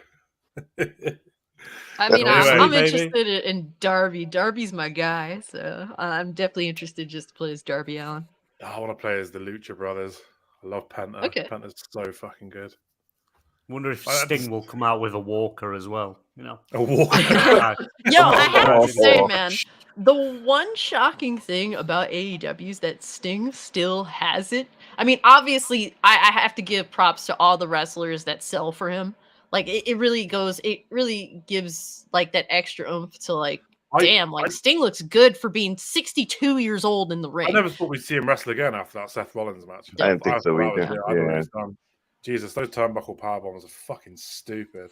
You know what the sad part is for wrestlers? They don't get to live normal length of life, like length of life. They don't get to live that long mostly. It seems like their average lifespan is like 60 something. To be fair, though, Or- a lot of that's on them though, because of like painkillers and steroids. Of course, yeah, of course. Yeah, a lot of them were juicing up. They killed a their lifestyle. hearts, man. Yeah, they get to live like guys be dropping dead at 50, and it's a shame, but they just like most of us men, we choose a lifestyle and we don't regret it. That's what we decided to do, and that's how I was gonna stay. I'm not gonna change my mind, type of thing. But it's a shame though that these guys put their lives and bodies on the line for us for entertainment, and then die super early, man. It's crazy. But I admit I do like wrestling. It's like big gladiator, soap opera type stuff. Well, they ain't like that anymore, sadly. A lot of wrestlers now are puny little dorks. I'm sad to say. The larger than life wrestler just isn't nearly as much of a thing as it used to be. Billy Graham. Ric Flair still wrestling. Yeah. How the fuck Ric Flair's Billy still Graham. alive? I'll never know. Yeah, how about that? He's like the fucking Ozzy Osbourne of wrestling. Like you Sure look at him, enough. you just think, how the fuck are you still here? Wow. Yeah. He can't even do his woos anymore without coughing. Bless him. I read something. I read something funny once. It says like Ric Flair treats his wives like he treats his matches. He always thinks the next one's gonna be better, like, even though he's fucking like 75. Right. Jesus. I mean, you have to wonder, like, someone like him that should be well off enough to not ever have to enter the ring again. Yeah. It's an ego thing. Why does he think that he should have to get in the ring now? It's an ego That's thing. concerning, I man. suppose if you've I been don't doing even it all know your if it's life, that, like, man. that's the only life I you don't know. I don't No, know, listen. man. When it comes to us men, and you're an athlete, and you used to performing or playing, you don't get used to the idea of not doing that anymore. Like, I had to stop playing football for years ago, but I still thought about it for years and years. I mean, it was ridiculous, but it's like we don't want to let go. If you give us an opportunity to go back and be half as good as you used to be, you still would do it. I think that's most of the time, that thing with us guys, that drive to want to be great. And the funny thing is, these guys already achieved a level of greatness, but they still want to, be around it. I think they just used to the lifestyle. Yeah, we think about how like long Ric Flair's been doing it. Was it 60s, 70s, 80s? He's been doing it for a fucking long time. He's throwing up, dude. You just can't walk away from it but it's all you know. He was in the first main event of Starrcade, I believe. So he's like, he has it in his head that as long as he's walking, he'll be able to main event or at least be in these pay-per-views. And he has to eventually say, you know what? I'm just too old to be doing this stuff anymore. Look at how Macho Man just completely walked away from it. And yeah, he had a heart attack from all the steroids and other stuff he was using throughout the years. But he walked away and he just left it behind and had a good, solid few years where he was just enjoying life. It's like not even worrying about coming back. He wrestled in Spider-Man. Yeah, I mean, a little different. Yeah, but he was still wrestling with TNA at that point. In early 02, yeah. He was still wrestling at that point, but once he left the wrestling thing behind, I mean, that was it. Whereas Ric Flair will come back, like, every few months, and it's like, eventually you're going to end up killing yourself in the ring. That's just how it is. Ric Flair is starting to look like that ghoul from Tales of the Crypt. Remember that show? I'll tell you, I was actually thinking about this the other day because I saw someone bashing Brock Lesnar on Twitter for being a part-timer. Like you. No, on me. I was bashing his wife. But they were bashing him for being a part-timer. But he came in at the same time as John Cena, Randy Orton, Batista. John Cena just admitted he can't do it anymore. Randy Orton may never wrestle again because of his lower back surgery. You got Batista who quit fucking years ago, and Lesnar's still there, main event in events. Yeah, and John Cena didn't look well though, did he? Still doing it to a high physicality standard. Yeah, but he sweats after just walking to the wing. He's like bright face red, and he does four. He just like the same 3 moves, and that's it. But he's juiced to the fucking gills. I mean, he's like a walking Bane. But he does 3 moves. He doesn't do anything else. But he's been doing it for like 21 years, and he's still going at main event status. Well, and it's not just the age. I mean, you gotta think how many times can you get back slammed before your body finally says, your back is like, Jesus, I've had enough. And you try to get out of bed in the morning and it takes you 15 minutes just to get going. Whereas before, when you're in your 20s, you could hop out of bed 30 seconds, your shoes are on and you're out the door. I mean, it's like when you get over 40, it doesn't matter how good a shape you're in, your back just stops cooperating. Your knees start just giving out without warning, and it causes so many problems, especially for guys like this that have so many miles on them. So many miles. And it's like, it wasn't just, wrestling. It was the UFC and it was amateur wrestling before that. I mean, this guy's been slammed and thrown around so much. I mean, no wonder why he's working part-time. He's still going. Like, even John Cena, like he tried doing the part-time thing, and now his body can't do it anymore. And Lesnar's still there going strong, doing main events on a regular basis. Yeah. Well, the smart ones got out and went to Hollywood, or they did like Triple H, and they married the boss's daughter. They got out when they could. It's like the ones that couldn't get out kept wrestling until their body broke, and then they end up having a used car dealership in Cleveland, Ohio, or something. That's how it is. Look at Batista. Batista got out early. Yeah, well, I mean, he Batista got only early. and he was lucky that he got cast in Guardians of the Galaxy because he said in an interview, when I got cast for Guardians of the Galaxy, I was completely broke. I burned through all my money that I made with World Wrestling Entertainment, all of it.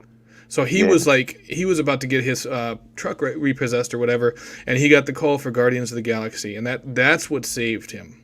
You know the I funny know, thing mate. is, he's actually a really good actor now. Yeah, Like he's legit a good freaking actor now. You got Yeah. What's her name? Sasha Banks. She's like, look, I got a cameo in this Mandalorian thing. yeah. I ain't wrestling no more. I'll deal with this. It's The just too show's rough gonna on your keep body. going. Yeah, I agree. You do what you have to, and I think when people get into it, they look at the part that looks fun, and then Yeah. when you actually do it for a certain amount of years, you're like, man, this is real life work physically on my body. Yeah. And Yeah. the second you get an opportunity to make that Hollywood money, you better take it. Well, and it's like with Hollywood, if you got these, even these wrestlers that are known for being tough, they go in there. If they don't want to do all their stunts for a movie, they don't have to. A lot of these producers will coordinate with these different. It's basically like a group that represents stuntmen. That they'll have stuntmen that work for them. They contract them to do a lot of the stunt work, and like they'll have someone. They'll basically have a casting call for someone who is the size of Batista if he doesn't want to get body slammed through a plate glass window or something. So it's like he can do his own stunts if he wants to in Hollywood, but he doesn't have to. But with But more than likely, they don't. Yeah. Usually the agent won't allow that. Yeah, just to keep them. it from, depends on the risk because it's all tied to the insurance. Right. Exactly. Yeah. Speaking of Guardians of the Galaxies, have you guys seen Volume 3 yet? No, I wouldn't. haven't. Oh my god. I bawled my fucking eyes out. And I'm not ashamed to admit it. That is a fucking sad movie. Was it good though? Was it any good? Right, yeah, I enjoyed it. I thought it was great. I thought it was a great send off for all Is of them. it better than the new Ant-Man? I haven't seen the new Ant-Man yet. It's It dropped was on alright. Disney. Dropped on Disney Plus yesterday, and it was an The new okay. Ant-Man film. is it's okay to. I mean, if you want to watch a movie and you want to watch a Marvel movie, that's just. Yeah. For My a name's that- Darren, and I'm Guardians not a Volume dick. 3 broke my fucking heart. Oh, that's heartbreaking, honestly. Fucking how damn these fucking CGI characters be so cute. You know what I mean? It's one of those. Anyway, moving on. Another topic. Ubisoft has licensed a series of Assassin's Creed NFTs which can be 3D printed. Oh Jesus! Who the fuck cares? I would buy one. You know, and I'm I not stand up for afraid to admit it. Ubisoft, and then they do something like this. It's completely it's I bullshit. I can't defend Ubisoft anymore. I want to because I love Assassin's Creed, but for fuck's sake, listen to your fan base. Nobody is interested in this NFT bullshit. Yeah. If I'm getting a physical item, an actual item that I can have and display and own, that's a bit different because it's just pretty much merch, No. really. 'Cause But you need a not 3D just a printer to digital. print Yeah, but I'm saying I'd rather have something I could physically have than Yep, just a limited release digital item. copy. Yeah, Yeah. something like that. I like what Bungie do. Bungie, you can with Destiny 2, if you earn like accolades and stuff like that, yeah, you get like the digital, whatever it is, the symbol for whatever you've just done. But they then email you with a link to say you can buy that physical item because you've earned it in game. You can actually buy the physical item and own it. So I like that and have the option for that, but I don't like the whole idea. Oh, you've got hashtag 0000001 of a digital item that you could sell. Not interested in any of that, but actually owning a physical item, I don't mind that side of it if I'm owning it. It's really frustrating though because you keep reading that Ubisoft is in trouble. Ubisoft doesn't, losing fucking money. Like the fans keep telling you what they want, and Yeah. you're completely ignoring them. So you can go this fucking crazy route that hasn't worked for any other company. And we actually And talked you're about this before, still didn't we? trying- Yeah, you're still We, trying we, to push it. we said that if you don't replace the leadership, they're going to keep doing the same stupid shit. Guillemot needs to go, man. Yeah, he been there does. for a long time. I mean, when you look at just how the gaming industry has become, they're willing to sacrifice game sales, like a hefty chunk of their game sales, just to sell like these whales on these bullshit like things, if it be microtransactions or NFTs, like just the money like this one person is willing to spend on this nonsense to them is worth chasing, and they're willing to actually sacrifice game sales for it. And for me personally, like at this point, I'm just looking for an excuse to not buy games, because I don't have no problem waiting till your game's like $15 at this point. Because guess what? I'm gonna get a better game that works when I buy it. It's gonna have all the extra content that you withhold day one on it. It's going to be an actual complete product, and I don't have to spend $70+ on it. Yeah. So what if you Ubisoft give me being incentive valued. to not buy your game, because that's what they're popularly doing now. They're giving me incentive to not buy your game. I have no problem playing Mafia 2 for a 7th time, because it's a great game and it'll forever be a great game. A lot of times that the reason why they'll do that, it is always got to be somebody up top that says the demographic. We just looked at these numbers, and the number says that this is the new thing, and we want to get in front of it. And I don't know what it is. It's like, do these guys just live in a bubble that has a tunnel straight to their house, and they just travel back and forth to that and don't listen to anything out in the real world, like at all? And then they make these stupid decisions and then wonder why it didn't work. And then if you listen to, not saying you got to listen to us, not saying that at all, but if you listen to, instead of getting a focus group, but listen to actual people that actually play games, you hear them say, we don't like this. We don't like the idea of this. This isn't something that we want. And for some reason, someone will say, no, listen. They want what we tell them to want. And then that's how it goes. Don't worry about it. They'll be fine. They don't know what they want until we give it to them. And that's not the case. That's the especially not games. Approach. Yeah, especially not in games. In games, we sure enough, you cannot tell me what I like and then give it to me, and I'm like, no, that's not what I'm looking for. And then you wonder why it doesn't work. You completely wonder why it doesn't work, and it's like because you didn't listen to people who actually would know.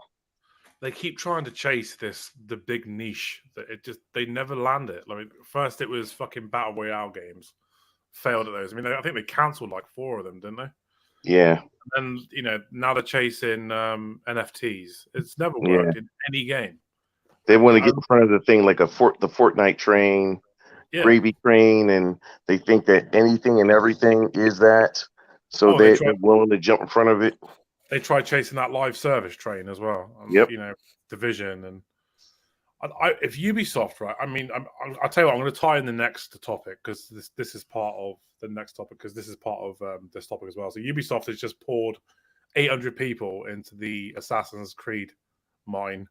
So they've just put another 800 people working on Assassin's Creed games. And honestly, given what we heard off Ubisoft last year about Assassin's Creed Infinity and how all these different games are coming, I'm not surprised. But they keep trying to chase this niche. If they were to come out and say, look, we've got a new Division lined up, we've got a new Far Cry lined up, they're not live service games, they're just single player standalone games with a co-op. Boosh.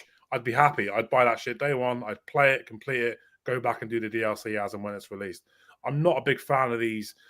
Oh, look, the Division Wildlands. It's a fucking free-to-play, live service shit show where you can pay lots of money for the best. I'm not fucking interested in that, and they don't seem to get that.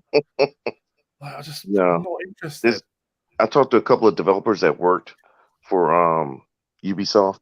Both of them actually worked for Microsoft afterwards, but the other one is he doesn't want me to say. He didn't want us to say where he put in apps. Anyway, so they both have worked for Ubisoft at one point, and one of the things they both agreed was that if you tell them that this can make money, they don't care about the idea.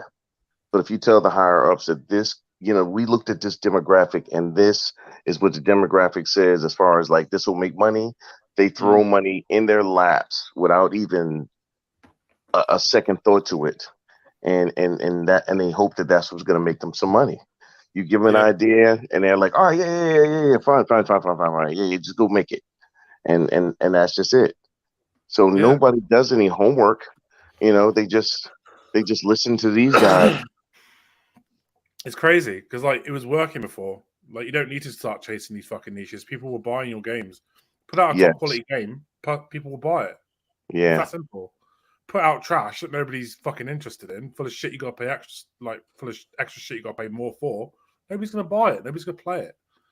Like, I'm not playing Skull and Bones. I'm not playing Skull and Bones. I ain't fucking playing. I'm just letting you know that now. I'm not playing, touching.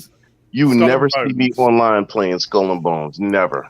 I think that's gonna fall off faster than Forspoken. I think. Ugh. It just looks like a disaster waiting to happen. It's the worst part of Black Flag in its own individual game. Yes. Listen, if you want to play the pirate type thing, you can still do it in Odyssey to a degree. Well, not Odyssey, Origins to a degree, and you could definitely do it in Odyssey, which is to me the best in the series of Assassin's Creed games. I haven't played. I have Valhalla, but I haven't played it yet. I don't know what it is. Honestly, like, these are fantastic. I love Assassin's Creed games and Ubisoft games, but I can't play them for some reason. Like within 2 years of each other. Yeah. So when I finished Odyssey, it was like a couple years ago, and I'm now finally getting in the mood to play Valhalla. It's weird. Honestly, Odyssey was like 150 hours, maybe more, 170. It really, it was, yeah. I think I got 200 in. Finish the game, and then just because I played DLC. They said, "Oh, Valhalla's a lot shorter." It's not. I'm fucking 210 hours into Valhalla. Seriously? Yeah. They got me crazy. Valhalla's like bad though, and like to get all the achievements, you've got to clear every single area of every collectible, every fucking gold, like bit of gold, every loot. It's like Odyssey, Unity, but on like steroids. And it just becomes so fucking tedious. Like, and everything's hidden behind a puzzle as well. So like every chest, like even like the little bits of loot that you don't need for the completions and stuff, it's still behind a puzzle. You got to blow up a fucking wall. You got to, shoot an arrow through a crack in a door to break the fucking lock and shit. It's like, for fuck's sake, really? Jesus. They kick the ass out of the collectibles in those games. But Odyssey is the best one of the three, in my opinion. Odyssey is fantastic. Cassandra got robbed. She should have been a standalone, not a fucking bolt-on. Yeah. I absolutely was in love with her. I love that character. Yeah, she was great. Yeah. Anyway, let's move on to another topic. We were all fucking night owls. Forza Horizon 5 has hit 30 million players in 18 months, which I think is pretty good going. It titted it, did it? Yeah. It tit 30 million players. It hit it? I don't fucking know. You said it tit. It tit. It hit 30 million. Fuck off, I haven't done this in 5 weeks. Yeah, he has been on vacation, so he has an excuse. I had to have a list. Too much of that monk's tea. Wheelchair, wouldn't you, bastard? No, I'm not that cruel. But yeah, it's hit 30 million players in 18 months after release. I think that's fucking good going, to be fair. 30 million players. It's cool because Forza Horizon 5 is awesome. I played it both on my Xbox Series X as well as my PC, and I had fun on both. Man, it's a solid game. It's good that a lot of people got the chance to give it a go. Yeah. I wasn't too crazy about the DLC, but either way, the base game is solid, and it's awesome. I still haven't finished the Rally DLC. I did finish the Hot Wheels DLC, but not the Rally DLC. So I still got to finish it. I didn't finish the Hot Wheels one yet. I still need to go back and do the Hot Wheels and the. I didn't even buy the Rally one yet. Yeah. There's so many fucking games out. I just haven't got around to finishing it. Yeah. But yeah, I've never played a racing game. Why? I know, right? I just don't know. It's just not a how can genre you sit there? How can you sit there and play Marvel Snap but never play a racing game? Marvel Snap is awesome. Awesome game. I've just never been into racing games. Racing games never been my thing. I keep saying I'm going to give that Disney one a go when it goes free to play. I'll play that. What Disney one? Oh, that kart racer. Disney Speedstorm, I think it's called. Yeah, something like that. The closest I've got to a racing game, which isn't even racing, is Twisted Metal, where you're going to drive around to Never played get away Burnout. from. No. Oh, I'll tell you what. Awesome. Burnout They need to is, bring like, back awesome. Burnout, man. What is up with EA? I They're don't now just starting to work on a new fight night, and it's like, bro, you guys are sleeping on some of the like most fun I ever had as like a preteen into my like early teenage years. They're insane. Yeah. You know what? At least Grid Legends was pretty solid. At least that was Yeah, pretty yeah, it solid. was. Yeah. I know guys who's in podcasts still play Fight Night, like Dealer, Umbra, and Risk It. They've had matches where they streamed, and man, were they talking trash. The game Yeah. still is pretty good for as old as it is. Yeah. It looks pretty good still, but I mean, the shame with Fight Night Champions is that it had really good mechanics, but yeah, at that point, like EA basically lost the licensing to a lot of fighters, and that's why they just gave up Fight Night entirely. They just didn't want to pay for each individual fighter. Where in UFC, you just have to go through UFC, and they give you all those fighters to implement. yep. You know what though? Also, too, there's nobody really to root for in boxing, really like that. Yeah. Boxing has been down for the last 10 years. It just But kind of that's feels like they don't respect the fighting genre. That's what it feels like with EA. Like they don't respect it. I love know. I love the UFC games, but you know, you play them, and it's like John Jones will literally knock you out within like 10 seconds of the fucking fight starting. Yeah. And it was the same with Conor McGregor and Brock Lesnar when they were relevant. It's like whoever's on the fucking cover, they're the ones that are going to get like. Yeah, but like there. back when Brock Lesnar was on his first run, it's like Dana White actually went to EA and wanted to have a UFC sports game made, and they said, no, we're not interested. That stuff's garbage. And so they had to go to THQ.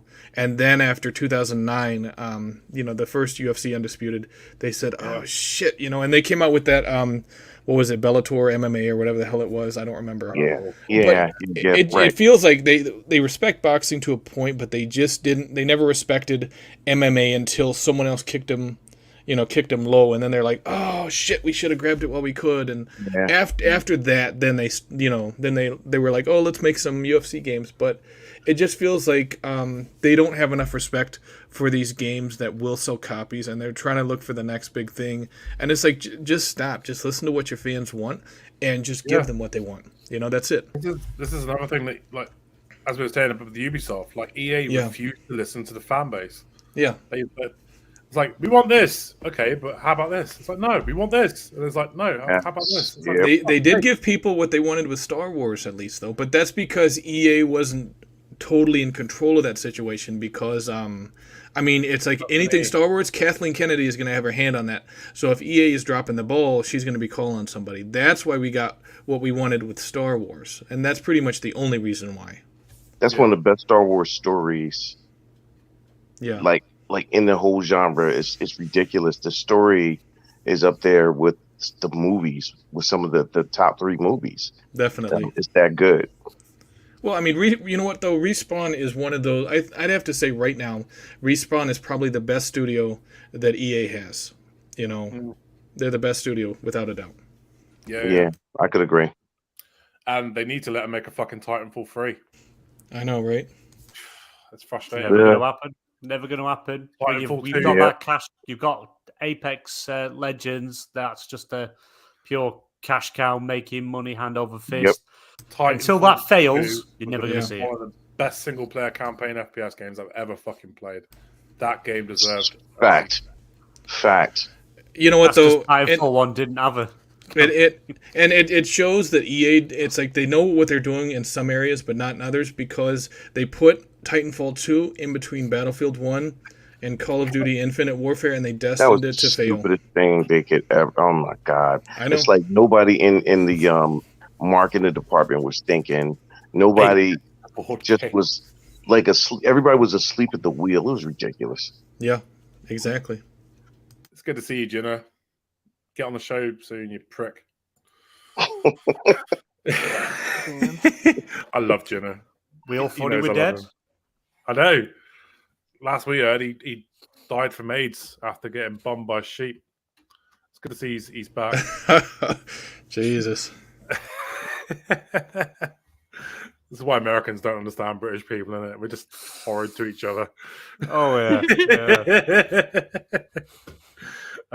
So yeah, Then again, some Americans can be a bit harsh as well. Yeah, but we're usually breaking bottles on tables before we go at it. So I don't know, man. The friends I know, we pretty harsh on each other too. I don't know. Yeah, because it was all fun and games. I did a Jim Ryan poem live on PSN Party Podcast, and we did it as a YouTube short and all that. And someone DM'd me and told me they were going to skull fuck my corpse. Damn. Oh wow. That's like Modern Warfare 2 lobbies kind of talk. That's I missed those. Jesus. My response, because obviously I was a bit, oh Jesus Christ! I just said, I hope you use lube so it's nice and easy in my eye socket. And they blocked me before I blocked them. Yeah, I think they weren't expecting that sort of reply and got a bit freaked out, maybe. But amazing. Anyway, we're on to our last topic. And then we have awesome 20 questions. Which outstanding. Which BMG is going to be hosting for that bit. Have we got another topic? No, we haven't. No, we have. I have got another topic somewhere. Yeah, here we are. Call of Duty SM2 project has been shut down. BMG, what's this about? Because this is your topic. Why? I've not got it open. Give me a second.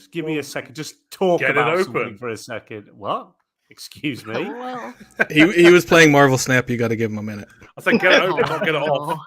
How did you know I was playing? Yep, every single episode. Now. You see your fucking screen gleam off your forehead. Right. Listen, I can't get the BMG. light right. Deny. I've been caught a few times on podcasts, and guys will call me out inside the chat, or they'll tell the hosts, and they're like, "Oh, he's playing a game right now." And I'll run real fast up to the top and put myself offline. Like, I don't know what you guys talking about. You gotta be quicker than that. Well, at least I'm wearing pants for the show. You should be grateful. Fuck, you know. Should be grateful. It was a fan-made Call of Duty project called SM2. Oh, yes. They were putting that together. Do you want me to read the news article? Yeah, go for it. Not? Right. This comes from Tom Henderson over at Insider Gaming. The fan-made Call of Duty project known as SM2 has been forced to close down after allegedly receiving a cease and desist letter from Activision. SM2 was a Call of Duty mod based on Modern Warfare 2, the 2009 engine that was being developed by a small group of developers. The game was intended to be a mashup of all previous Call of Duty titles and was going to be released for free. However, for whatever reason, Activision has apparently decided to shut the project down. Because I want to do a better job than you. Yeah, well, yeah, there is that, but it's like I can understand all these people making, fan-made games based on popular IPs, and usually better than what the actual developers make. But like Nintendo, they're protecting their IP because they don't want people messing with them. They don't want people doing different things with their IP because the minute you allow it and let it happen, God knows where it's going to go. People make some crazy shit and you just can't close them gates once they're open. So it's a shame because it'd probably be absolutely amazing. To be honest, Activision maybe should have looked like Bethesda. Look at all the mods that people make for Skyrim and Fallout. That was it Fallout London, a group of small people made. They did like a Fallout London mod. And it looked absolutely amazing. Oh, yes. Yeah, it did. Yeah. And same with Skyrim. Bethesda hired them. They hired them. Yeah. And that, to be honest, is the better option. Employ them, get them to do it for you officially, and then you can release it and say, we've done this. But you've got to protect your IP. Yeah. I remember Rockstar handed out a load of cease and desists over the mods they used for San Andreas because they made the game look stunning. And then they put out the definitive edition that looked like absolute turd. Oh, it was awful. Oh yeah, absolute awful. It was like bullseye, wasn't it? This is what you could have won, and it's like, fuck's sake. Yeah. But they You could could have won. But yeah, they used to. There was like Bullseye here. It was hosted by a guy called Jim Bowen. He died Yes. now, but he actually only used to live about 20 minutes away from me. And they'd lose and they would drag the prize on stage. Oh, Look what you could have won. And And walking off. And you just saw the person stood there destroyed. I love that Peter Case get kick him while he's down, Jim. Absolutely distraught. You could just see the tears on the face. It's all right. You get Bully special prize, and you just got a foam bull that shaked, and that were it. Well, have a set of darts. Have a set of darts. Oh Jesus, yeah. Drag the speedboat off, lads. Drag it off. They're not having it. Oh, jeez. But yeah, They've got to protect their IP. I understand that, but I would have hired them. Look, if clearly they were making something that they were threatened by or they thought was impressive, and they didn't want to be showed up for whatever reason, give them a job. Say, look, that's amazing, or contract them. Can we contract you? Sell us that. We'll buy all this off you, even though it's our IP, but we'll buy it off you, contract you to work on something for us, even for a Warzone thing, a spin-off thing, anything. You could have done anything with it, but no, they shut it down in typical Activision, Nintendo fashion. But I also understand you've got to protect your IP, because the minute you let one person do it and then someone else does something bad and you stop them, they take you to court, and it's like, well, there's precedents that you allowed it. It's a tough one, but there's a better way they could have gone about it, and it's just a shame because they put a lot of time into it. They spent a good couple of years or so working on it, which now they have to stop making it and give everything they've got. It was only, am I right in saying they was only trying to like bring all the like guns to the game and shit, like previous guns. Yeah, guns, maps. It was pretty much a mashup of. Across a load of the Call of Duty games, but apparently it looked, run and played better than what they'd done. And because they were going to release it for free, they thought, we're not making profit or anything on it because it's just a hobby side project. And they thought, not a problem. But, no one's making any money. But Activision's like, don't touch Call of Duty. Nope. Oh, no. You touch our cash cow. Yeah, Bobby Kotick will ring your wife or husband and threaten to kill him. I will have you fucking killed. By voicemail. He won't speak to him directly. He'll just leave it as a voicemail. Hello there. I am the lawyer for Bobby Kotick. He just wants to say, if you don't stop, he'll have you killed. Jesus. Wait, please don't sue me. That's the gist of it right there. Please don't sue me. But yeah. Friendly Best, good evening, buddy. How you doing? So, 20 questions. Let's take it away, because BMG loves this bit. Oh, yes. I'm shit at this. So you'll be fine. You'll be fine. Wait, who picked the game this week? I've got the game. Oh my God, no. Last week was a good one. This one's a good one as well. Explain the rules and shit, because like Cassie and Bushido are like new to this. Yep. So, explain the rules. Video game 20 questions. I picked a game. The panel has 20 questions to guess what the game is. The last question that you ask has to be the guess of the game. I can only answer yes or no. I can be vague on a couple of things to try and help out a bit, but yes or no is the way it works. You're not allowed to use the internet, phones, or anything. You've got to use your gaming knowledge that you have collected over the years. I always try and pick a game that everyone's heard of and played. It's not a mobile game, PC game. That's a lot of laughing going on. Or an arcade game. Wow, Muppet. Holy shit. That's Muppet for you. So, other than that, I love Muppet. Let the questioning begin. Oof. Who wants to take it away? If you guess a game, if you do just guess a game, instead of like trying to work it out and it's wrong, you automatically lose. Oh, too late. All right, I was going to throw a guess out. Okay. Let me ask it. You got to figure out what the game. What we is. could do is we could start. I guess start on the top and just work our way around clockwise. I guess that works. Yeah. Right. So you want me to ask the first question? Go ahead. What genre is it? How do I answer yes or no to that? Oh, it could be Yeah, yes or no you have question. to in take the a name of guess the on a genre. genre. Well, I Yes haven't or played no? this before, right? Fucking hell, That's it. Come on, Redders. Shake off that rust. You're not up in It's the the The mountains first with a question, motorcycle. and he's already dropping the ball. I'm showing my wealth of gaming knowledge. Right. The first question: is it a first-person shooter? No. Wait, did he answer the first question? What genre is it? No, because No, you I can't ask couldn't that answer question. it. 'Cause You have it's to, not if yes you were or no. gonna do genre, then you'd have to say RPG genre. That's not a question. No, Or no, sci- yeah. But Sci-fi. for me, my question would be: is it 7th gen? Ooh, disgusting. 7th gen, that's 360 PS3. free. No. Okay, We've got 18 questions left, haven't we? Bushido, your turn. Is it 8th gen? That's Xbox One, PS4. Yes. Okay. Sentinel, wake up.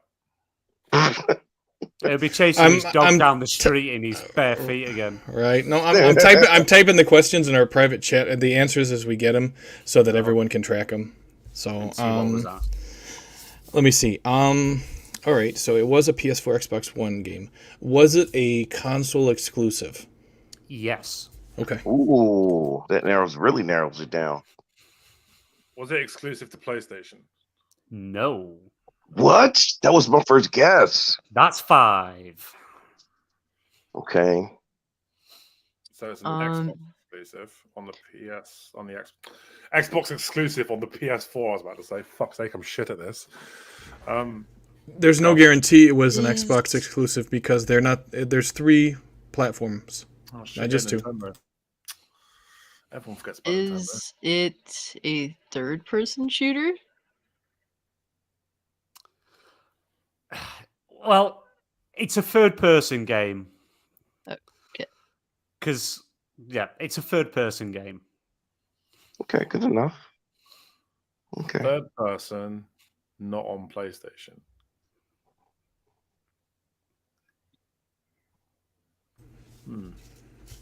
Who's next? It's you, I think. Yeah. How many It's questions have we got Xbox. left? It's an Xbox One exclusive. We've gone through 6 so far. It might be Nintendo. So, It's Bushido's turn. Oh, is it Yeah. an Xbox One game? yes. Okay, just to clarify. Okay. All right. Let me see. So, when it was asked if it was a third-person shooter, you hesitated, meaning that it's not going to be necessarily a third-person shooter, Well, but it's a third-person game. It's a third-person game, but Not- Red has also asked if it was a FPS, and I said no to that. So it kind of sort of tells you. Can a third-person shooter be an FPS game? No. Yeah, that's Not technically. I think I it's got it not a figured out. shooter. I think I got it figured out. Let's just say, don't ask a think I've question. done too, Don't but- waste the question on asking if it's a shooter. There's a hint to you. All right. My question is, does the character you play as use a shield at any point in the game? Yes. Yep. That's what I thought. thing threw me off now. I know what it is. I know I it know is it too. I Let's picked go. an easy one. Is it set in Rome? Yes. Oh yeah. You should all have it now. I picked a very easy one. Am I going to be the one that's supposed to say it? Yep. It's up Go to you. ahead. You don't have to. You can say the game, Yeah. or you can ask another question if you want to narrow it down more. It's entirely up to you. Can I buy a vowel?